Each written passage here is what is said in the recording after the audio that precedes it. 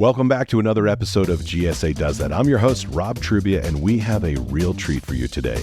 In our 10th episode, we're talking about something that affects each and every one of us, whether we realize it or not: federal architecture. And we have two absolutely amazing guests to educate us. First up is Chuck Hardy's GSA's very own chief architect. Chuck will shed light on how he and his team make sure federal buildings are not just functional and green, but also stunning. We'll dig into how these buildings are not just workplaces, but actually important parts of our communities. We'll also discuss the art that graces these buildings and the role that landscape design has in enhancing the spaces outside of our federal buildings. Our second guest is Carol Ross Barney, the Chicago-based architectural legend and recipient of the 2023 American Institute of Architects Gold Medal. Carol's portfolio just happens to include the Oklahoma City Federal Building. She's built an impressive career crafting public spaces that elevate our everyday lives. From her philosophies on design to her views on the future of federal architecture, you won't want to miss a second of what she has to say. So if you've ever looked at one of our federal buildings and wondered how it got to be that way or what thought went into its creation, stick around. I think you're going to love this episode. Hi, Chuck. Thanks for taking the time to be with us today. I wondered if you might share a little bit about yourself, where you're from, and maybe how did you become an architect? All right. Thanks for having me today, and some great questions to kick this in. I grew up in the Midwest, although born out in Denver. Lived in outside of Detroit, Michigan for a while.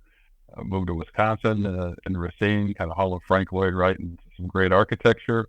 College up in Minnesota. So I've just been bouncing around the Midwest for most of my life. Went to college up in Minnesota through a ROTC scholarship for architecture, actually, and got into that by way of an interest in design and the built environment. It just always intrigued me, and that's why I got into it. I graduated from college and went to the Air Force, and the Air Force goes, it was always the needs of the Air Force, which was intelligence officers were needed at the time I graduated. So I became an Air Force intelligence officer and not an architect, even though that's what my degree was for, and that's why I got the scholarship I got. But that caused me to go out and get a second job while I was working full-time for the Air Force. I got a full-time job as an architect down in Florida, and was able to do some academic architecture work, some developer work, some houses and things like that. So I really got experience in the industry and got licensed while I was in Florida, while serving in the military and doing a side job as an architect full time. Didn't get a lot of sleep those years, but it was a lot of good experience. Yeah, you sounded motivated for sure. Yeah, and from that, just got stayed with the program. Got some private sector jobs and worked on the outside, and then saw an advertisement for a government architect, which piqued my curiosity to what does that do or what does that mean, and had an interview, had some conversations, and looked like it was fun, and it's been fun for these last 30 years or so. Yeah, it seems like it's sort of worked out for you. It has. So you're the chief architect of GSA. Can you share with us some of your core responsibilities in that amazing role? Yeah, under the chief architect, we have a lot of subject matter expertise in a bunch of different environments. So we have architectural and design excellence, of course. Design excellence was established back in 1994, and so that's one of our core elements. But we also have engineering under us, and we're our own code authority, which most people don't know. So we do follow most current codes and try to work with the localities on their codes. But it's a heavy lift on engineering, making sure we're doing things right. But we're also driving change in the industry with our engineering folks and low embodied carbon concrete specifications and more sustainable asphalt. A lot of things we're doing on it makes that a real cool operation. And then fine arts falls under my group. We've got 27,000 pieces of art in the fine arts collection. The oldest works go back to the 1850s. Newest works were installed this year. We're on our 50th anniversary, which you might have heard about. But really fun stuff, really cool stuff from the art side. Historic, we've got 500 historic buildings, so I'm also overseer of the historic properties that we own. We house about 40% of the square footage of our own buildings, those 500 buildings. And those buildings are in communities. So I've got urban planning under me. And we have more than 8,500 facilities, and we're in more than 2,000 communities. So we're not only wide, but we're deep as well. And so it's making sure that the waters remain calm and that we're really leaving places better than we arrive, and make sure we're taking care of the communities we're in. Federal co-working and workplace initiatives that are all up in the forefront of conversations nowadays. That also falls under my purview. So all those pieces come together as the Office of Architecture and Engineering, which myself as the chief architect is overseeing, but all really great stuff. Wow, that is a lot of cool stuff. That's really pretty exciting. Well, Chuck, when people think federal architecture, I'm sure they probably think a lot about, our capital, Washington, D.C. Can you educate us a little bit about federal architecture in the last 100+ years? So what are we seeing in D.C. and what are we seeing throughout the nation when it comes to federal buildings? Architecture over the years, and not just federal architecture in general, comes from the profession to the people, and it creates a vocabulary or a language so it's familiar and understandable. So when you see something, people actually get it, and the non-architects in the world are, oh yeah, this makes sense. And the more you see of certain things, the more familiar they become. And over time, there's probably been 16 or 17 different styles that have come and gone. There was classical early on, but that was, replaced by Byzantine and Romanesque, and then you had the Gothics, which was asymmetrical and different than the ordered classical, and then that went on to the Renaissance, which is bringing back classical, and then from that to Baroque and Art Nouveau and neoclassicism, all the way up to postmodernist. And today, which some are calling parametricism, which is really taking technology to a new level. And one thing, I heard a quote recently that someone said the Stone Age didn't end because we ran out of stones. It's because we had improved technology and improved processes. And I think architecture is the same way. Is the technology we have today allows us to do greater things with structures, with volumes, with surfaces and shapes. And how do you take advantage of that in a meaningful way? Don't just do it because you can do it, because we got it here, it's a cool tool we can use, but do it in a meaningful way. And that's really, I think, as architecture has moved through the ages, it's always trying to take advantage and to push society a little more further. You have one of my, I think a lot of people's favorite project is Brunelleschi's dome in the Santa Maria del Fiore building. It was done in 1420. Took 16 years to build, and then you could add on another 10 to that when they decided to add a lantern on top of it. So I had 26 years of a construction project, but it is still the tallest brick dome in the world, and it's been the widest vault in the world until the 20th century. This is something that was done in 1420. And so when you look at that inspiration, you look at the challenges as we're designing buildings today and doing things. It's like, how can this project have that kind of impact and move an industry in a way that needs that moving? Yeah, I guess when an architect designs a building, particularly a federal building, a building for the public, they're trying to think, how can this have a lasting impact and really uphold, American values and make people feel good when they walk by it, when they come in it, and it continues to sort of build its interest and love. I mean, public buildings have such a symbolic value for the public. What does good architecture do for the American public, particularly when it comes to a federal building? I think that term of federal presence is there. It does. Architect at its best it should be comforting.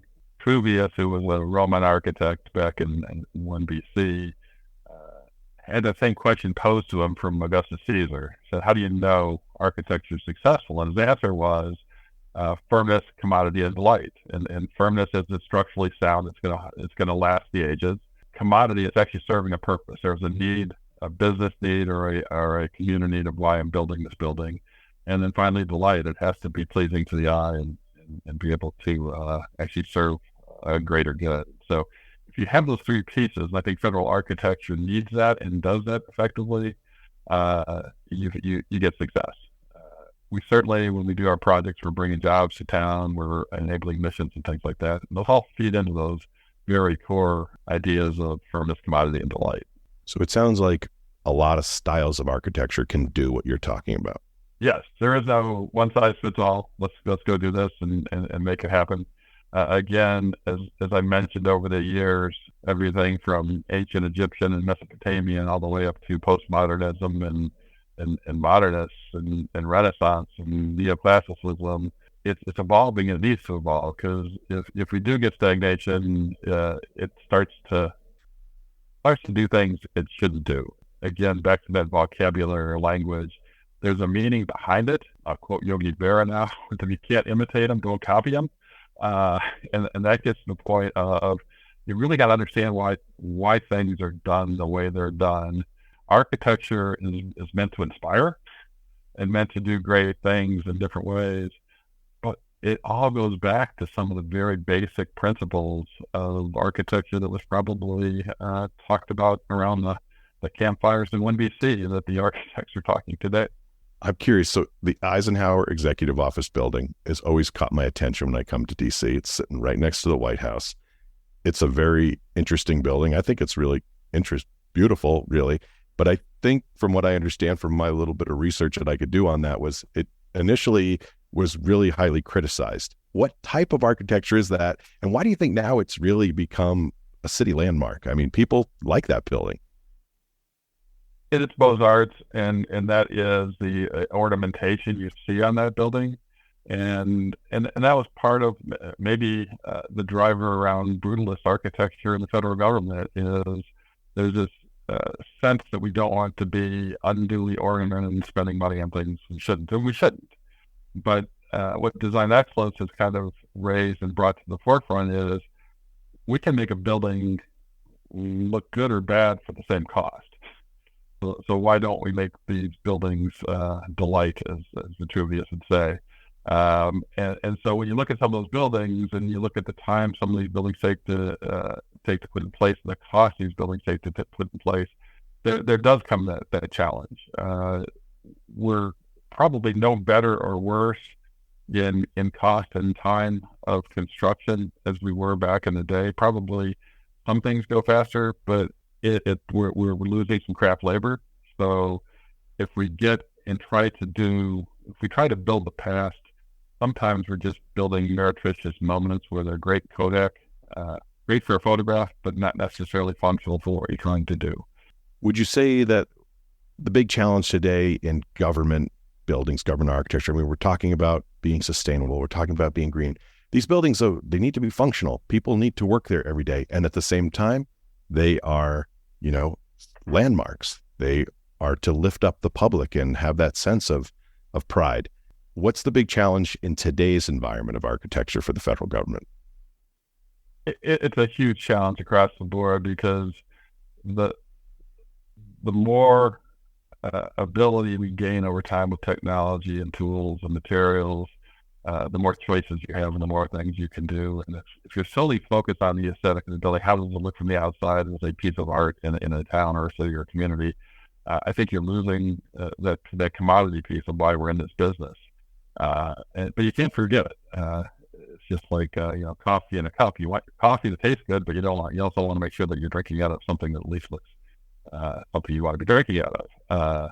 And buildings are the same way. Is they have to function. They have to be meaningful. They have to excite and energize people going to them. And even in today's environment, we're talking about return to the office and things like that, is you want to be inspired by your workplace. You want to be inspired by your buildings. It's always great when I walk around, whether it's Chicago, which is a great architectural town, or DC, people just rocking around with their head looking up in the air at the buildings and appreciating their environment. And that's really, I think, the challenge of our federal architecture, is to how do we create that federal presence in the community? How do we serve the community? But how do we also inspire just the person walking by that's not going to go in the building? That's a great building, and I'm glad the federal government did that for our community. What about the sustainability piece, the green piece? How much of that affects the design of the building? It affects it a lot, and I think it's affecting it more as people are becoming more aware of the conversation. When you do a design, you really have to take that into account from the beginning. The other pieces are just driving project teams, driving architect, driving our contractor community. to think beyond what they've done in the past to what's the art of the possible on some of these projects for sustainability. Yeah, we've always done it that way, but what if we did it this way? Would that help, and what would it serve? So it's challenging people to continually innovate. Architects by nature are creatives, and so you got a lot of folks coming in with a lot of ideas, but businesses are businesses, and we have time and schedule and money in place. And so you have to somehow make sure that you integrate those two conversations, that this is a great idea that we can still accomplish within the constraints you have. And it's going to take maybe one step forward, maybe a huge leap forward, but that's how I think we as the government serve. The other thing on the sustainability side, and this is across pretty much all the aspects of construction and design, the government has a unique superpower of the power to convene. We can bring disparate parties together to say, let's talk about this problem and figure out ways to solve this problem. We can bring architects and contractors and lawyers and charities and suppliers all in the same room who typically wouldn't be in the same room to say, let's talk about the greater good here. How can we move industry in a way that's positive? And that will help get us to where we need to be on the sustainability side, the way we can green our buildings better, do things smarter.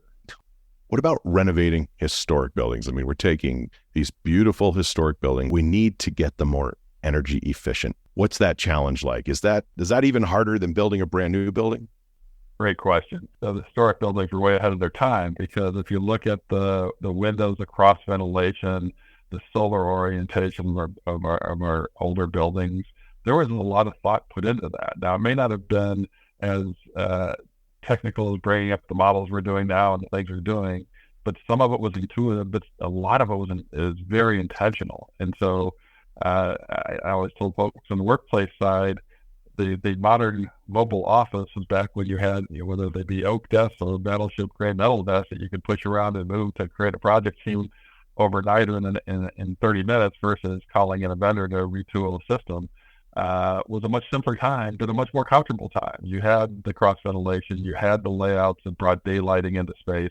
You had a lot of things that we're trying to bring back today in both technologically improved ways, but also going back to some of those learnings from earlier days of how did that work. And when you get to the historic buildings we have, like I said, we own 500 of them.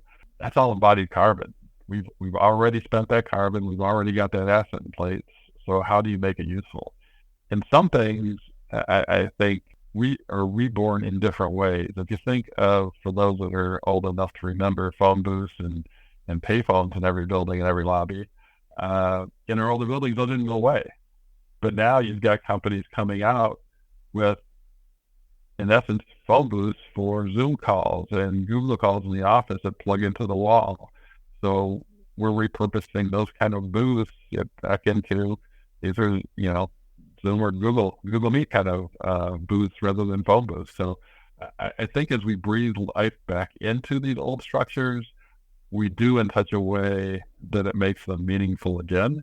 And to me, that's part of that timeless architecture. Here's something that's 100 years old that is functioning as well today and in 2023 as it did back in 1920. Looking beyond buildings, landscape architecture, I find fascinating. Is that under your purview? Is there a landscape project that you can point to that GSA has had something to do with, that it's led? Yeah, we have a landscape architect on my staff. There's landscape architects in the regions. And landscape architecture is crucial to all of our buildings because that really is the welcome mat to the building and typically the link to our cities. And so we've got everything from just straightforward standard landscape design on a facility to the landscape actually becoming the art on a project. The Rockford Courthouse has a grove of crabapple trees that is the art for that project. So it's not only removing some of that, the absence of the canopy in the downtown area, but it's giving that community someplace to actually go sit, be inspired, rest, and for those going into the building, which is the courthouse, someplace to kind of maybe decompress, because by bringing in and combining both landscaping and art up on the front entry of the building in a way that's meaningful to that community or to that family that went to the court that day, I think does exactly what landscape architecture is supposed to do and integrates with the architecture of the building. And to me, the more we can integrate everything, integrate with the communities, integrate landscape architecture into our buildings, into architecture, integrate engineering appropriately into architecture, integrating art into architecture, it's really when you supercharge these two lines. Speaking of art, can you talk to us a little bit about the art and architecture program? I think you said in the top of this conversation, 27,000 pieces of art are under GSA's purview. Tell us a little bit about that. How do you commission new artists, or is it really just about taking care of and selecting art that already exists? Good question. 27,000 pieces of art are art that we own across the country, and that are in our collection and under our care and under our curation, if you will.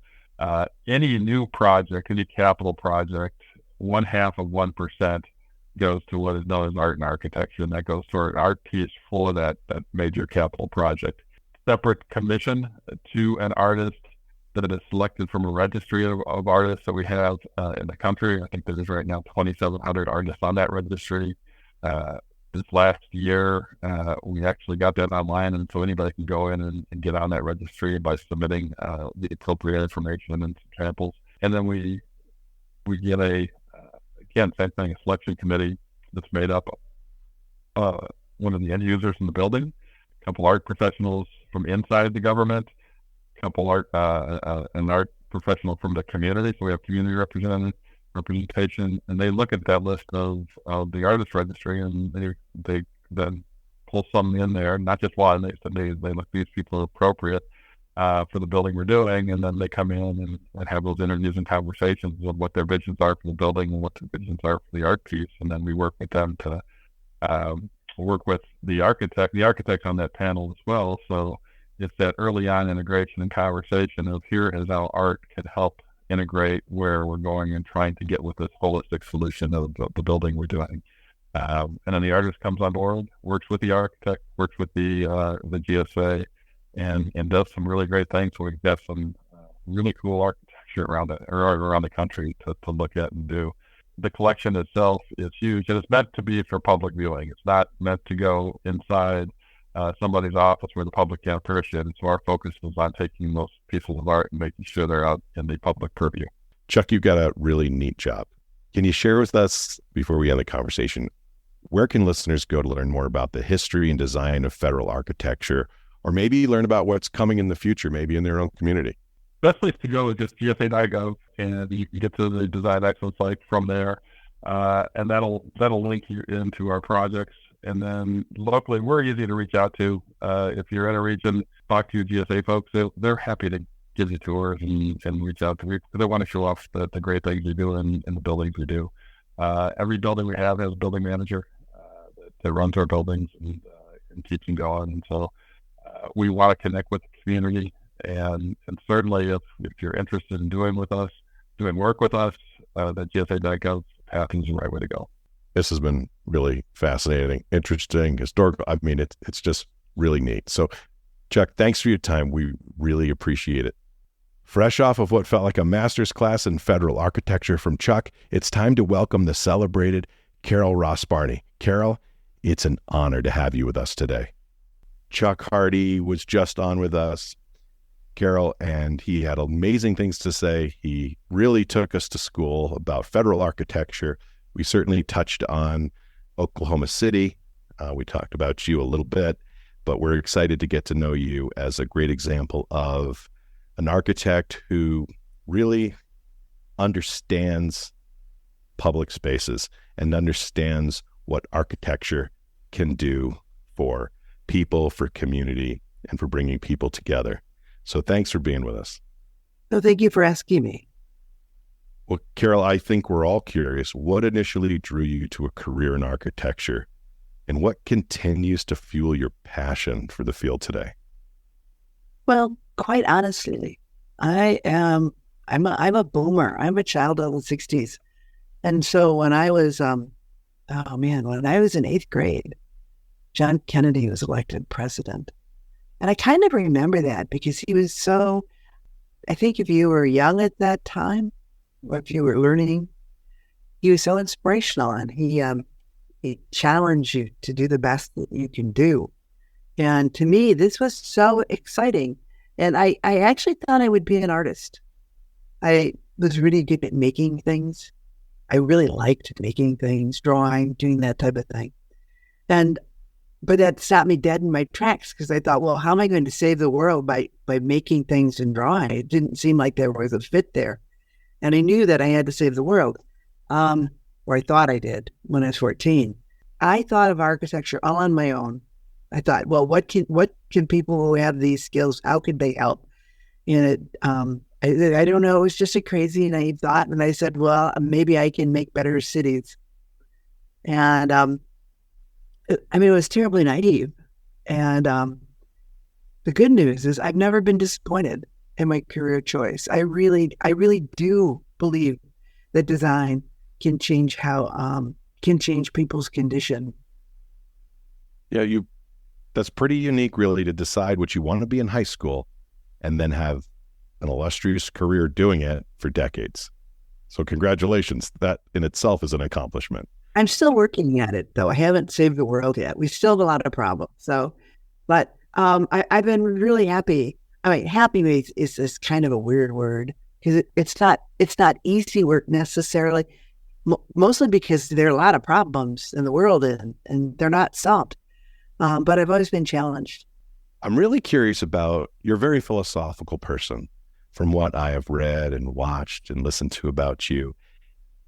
And architecture and philosophy, I think a lot of people don't think they really go together, but I think they definitely do for you. And I'm curious if you could talk a little bit about the things that I've heard you say about quality of life and architecture and design excellence being a right and not a privilege. Can you flesh that out a little bit for us? Oh, absolutely. I think, if you look at who we've become especially I think over the last couple of centuries, people who, I was just talking to you about manifestos, people who believe that there should be equality. And then you look at the environment that we live in. One of the, probably the most glaring ways, or faults about our society is inequality in your accommodations, the space you occupy. I mean, how can you enjoy your life and add to your society if you don't have a decent place to live? Environments that penalize people. They keep us from being who we should be and who we want to be, and that's why I like public work. I mean, one of my favorite projects that we've done, for example, is the River Walk in Chicago. And it's not because I do think I love the design, and it was really a challenge to make a space that works and acts like that. But the thing that I like the best is it has an equality about it. It is a public space. Anyone can go there. And it teaches us how hospitable the city can be, how green it can be, how welcoming it can be. And I think it inspires people to make other spaces like that. So I see each project as a chance to make something bigger. I really do. And not me personally. I think it's a chance for people to understand what potential there is to make things better, to improve your life quality. Some things are really sort of nuts and bolts. One of the things that I think that, for example, future city planners or city planners today should be more concerned with is what we talk a lot about air quality, but what about other qualities? What about, for example, noise pollution or light pollution? They all affect how you feel about your life, and they all are things that are part of the design of our environment. Some of them I think will be existential in the end. If you look at basically, if you look at what people are doing to the planet, we have to stop polluting the planet. I'm working for the Adrian Dominicans now. I'm remodeling a high school. Actually, it was my high school. I went to a Dominican high school. And one of their tenets is that we have to stop abusing the earth. And at first I was a little taken aback about using the word abuse and earth in the same sentence. But in a way, I think you need strong language right now. We have to stop abusing the earth. That's why, and this is maybe why we're talking today, I was so glad to hear that GSA has been able to adapt the Oklahoma City Federal Building, which we did. Oh man, it was completed in 2004, so it's 20 years old now. And technology's changed. We know more, and I was so glad to hear that that building was adaptable to be even more efficient than it was when it was constructed. And I mean, that's great. That's what I want to happen. I think it's really considered to be a model federal building now for green energy and being retrofitted as well. Yeah, that's it. There are things that we didn't know when we were making that building, and the fact that it could be retrofitted and that people wanted to.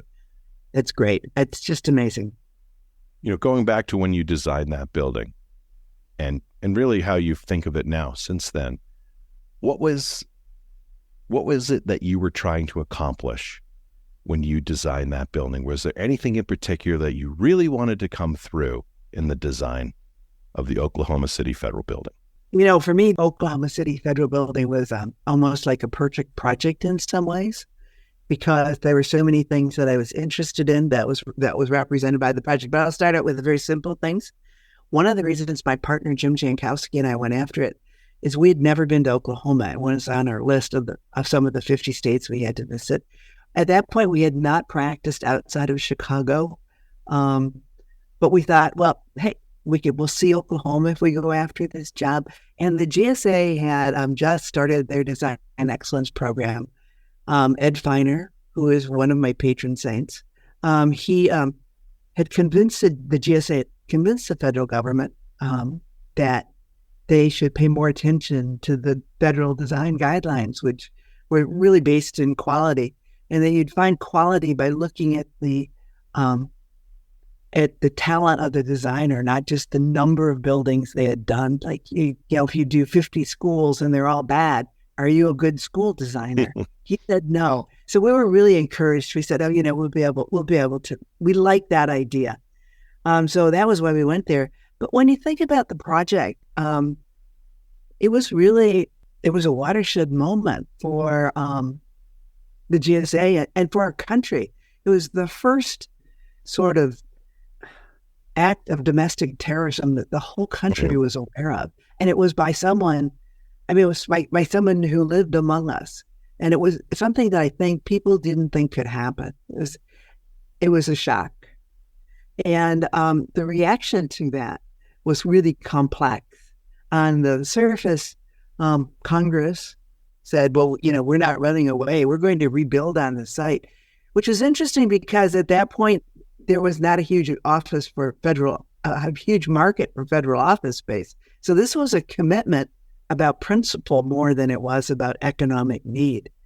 But then there were other reactions that followed immediately after the one. The one was, well, if we fortify this and we make it so it's really strong and we don't have to run away, how does that represent open government? Which is the basic idea behind federal design, is that these buildings are for the people. And so they seem to be conflicting values right there. So whoever was the designer would be challenged by that. And we were challenged by that. In fact, later on, Ed told us that the reason that they selected us, we had been designing schools for really tough neighborhoods in Chicago. And in a way, the dynamic was the same. You wanted the kids to feel really secure, but you wanted them to feel like they were open, that this was open arms also. And so somehow they figured that if we could do that in Chicago, maybe we could make a building that would be defensible, but not defensive in Oklahoma City. But it got even deeper. After we got there, so those were the principles. After we got there, it turned out that a lot of the same agencies were moving in, not all of them. And for individuals who had been in the building the day it was attacked, that was terrifying. They didn't want to move back. And so some of the first meetings we had were with people who didn't care what we designed. They just didn't want to go back. And so again, I'm going to tell you that Ed was a great guy. He suggested that we devise a series of meetings, basically an engagement with the people who were stakeholders in this building, and they included the government of Oklahoma City, City Hall, the mayor, those people. It included obviously the agency heads who would be leasing the building, but it also included the people who would be moving back into the building. And in the end, we did a lot of things wrong talking to them. We asked them a lot of questions. Some of them didn't turn out to be, they didn't appear to be good questions because it was the first time we ever tried asking questions like this. For example, we asked what do they think the prime design objective was? This was to the tenants who didn't want to move back in. And the number one answer that we got back was the number one objective was no parking near the building. Which makes sense because Timothy McVeigh pulled his rental truck right up next to the building. The number two goal they thought should be close, convenient parking. And I hear those two together and you think, well, you can't possibly solve this design problem. But in a way, that's the essence of it. And sometimes design is complex. Actually, all the time it's complex. The best design solution serves many, many, many problems. And so what sounded, at least at the beginning, as sort of an enigma, actually turned out to be the answer. It had to be convenient. It had to be secure. It had to be welcoming. Sounds like being a good architect. Also, you need to be a good listener. Oh, you do. You do. But there's a difference between listening and doing, which is sort of what I mean when I say that we didn't know what were the right questions. It turned out the most valuable piece of that engagement wasn't people telling us what the building should look like or what the materials should be or how big their offices should be. The most important thing about that engagement was making them feel comfortable with the new building and getting their support for its success. And so, yes, it is listening, but the things you listen to are sometimes not what we're not asking people to design the building. We're asking them to join our effort to improve the environment. Yeah, Chuck talked about architecture, and particularly federal architecture, being a huge collaborative project. And it's not just the finished product that they're after, it's just the growth in the industry and how can public spaces be enhanced and be made to be better by getting a lot of really smart people together in a room to ask a lot of questions and really rub shoulders. Oh, that's spot on. Innovation is part of collaboration. But beyond that, I think that community engagement helps us have a shared purpose. Carol, when you think about, as an architect, with someone your breadth of experience, when you think about federal buildings going forward in our nation, I'm curious what you think the challenges and what are the opportunities, particularly for federal buildings in America? Wow, it's really interesting because I'm teaching at IIT. I have been teaching there for 30 years now. I love teaching. Keeps my brain free. And federal buildings are much different. In a way, they have to deal with the complex issues of our society. And there are a lot of complex issues. So federal buildings of the future, I think they're going to get their inspiration from, we were talking about the idea of manifesto, from our manifesto that we're created equal, that this is an open government where everybody contributes and is expected to contribute. And so you can say, oh, Carol, you're just such an idealist. That's not what happens. That doesn't matter as long as you believe it can happen and you'll work to make it happen. So that, for me, is what federal buildings will have to represent in the future. And in that capacity, what will they be? First of all, they'll be sustainable, because we can't ensure that our society, that our citizens will be safe unless we make buildings sustainable. I think those will be the drivers for federal building: openness, equity, and sustainability. And in a way, they're the things we've been trying to achieve ever since our government, before our country was founded. Same stuff. Hopefully we're getting closer. We certainly appreciate you taking the time today to talk to us. This has been, like I said, a privilege. So interesting, so much fun for us to listen to. And I think our listeners are going to love this conversation. Thank you, Carol. Thank you for what you've done for the people of this country in your design, whether it be the Riverwalk in Chicago or a transit building or Oklahoma City Federal Building and so many other schools. You are a gem. So thank you so much. Well, thank you so much. Thank you for saying that. And that wraps up another episode of GSA Does That. A huge thank you to Chuck Hardy and Carol Ross Barney for their invaluable insights. It's clear that federal architecture isn't just about bricks and mortar. It's about the quality of our lives, our communities, and even our planet. If today's discussion sparked your curiosity or you have questions or topics you'd like us to explore in the future, don't hesitate to reach out. Our email address is gsadoesthat@gsa.gov. We love hearing from you, and your feedback helps us make this show even better. Don't forget to subscribe so you never miss out on the stories behind how GSA is changing the game in delivering effective and efficient government. And if you've learned something new today, consider sharing this episode with a friend or colleague. Every share helps grow our community and keeps the conversation going. I'm your host, Rob Trubia. Our executive producer is the one and only Max Stempora. GSA Does That is a production of the U.S. General Services Administration Office of Strategic Communication.